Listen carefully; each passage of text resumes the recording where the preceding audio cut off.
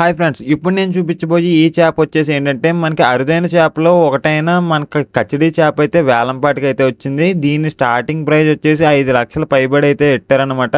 So, చేప చూసారా ఎలా ఉందో. సో, మరి ఈ చేపని మనోళ్ళైతే ఎంతకు పాడుకున్నారన్నదైతే ఈ షార్ట్‌లో అయితే క్లారిటీగా అయితే మీకు చూపిస్తాను. అండ్ దీనికి సంబంధించిన కటింగ్ వీడియో కూడా నేను కింద రిలేటెడ్‌లో ఇస్తాను మామ.